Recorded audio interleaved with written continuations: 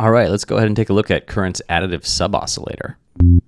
So you can activate the sub oscillator in the sub sampler tab inside of the engine.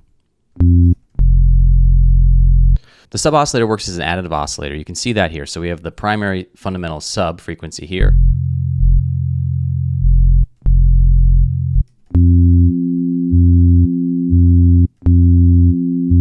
And we have the harmonics here.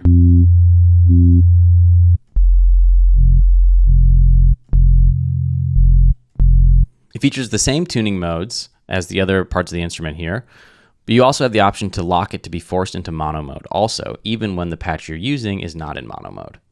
You have phase control here for the start phase of the partials. You also have the option to lock the sub into the sub range, and it'll center around this note. So if you go sub lock on and flip this to F, then starting at F, I will be in the sub range, and as I go up to this F over here, it'll wrap back down to the root F. So that can be helpful if you want to stack melodic content and play it in multiple octaves. Over here, maybe something like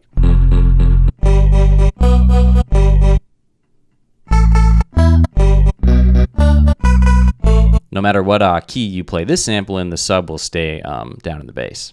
Cool, so we have a partial control here. So for each of the partial presets present in this dropdown, you can change the amount of partials used. So smooth. The Spectra Knob here will allow you to modulate the partials. And there's different options.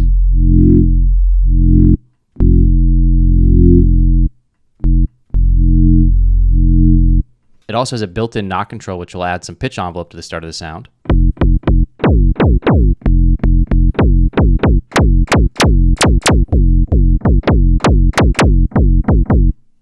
We also have some integrated distortion, which will apply in a specific way across the partials to emphasize the low end.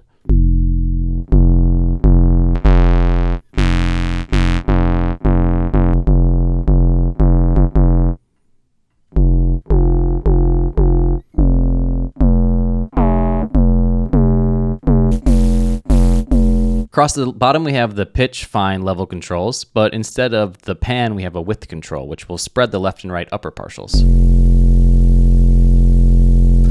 You also have the ability to detune the partials and modulate the detune.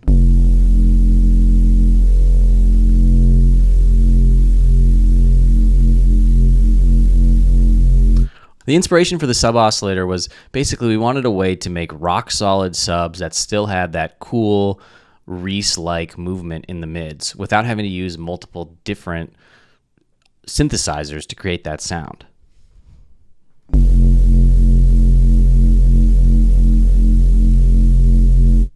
You also have the option to bypass the effect rack here and send the sub direct out of the effects. So if we had, for example, a high pass filter in the effects, you could bypass it. All right, that's pretty much it for the sub.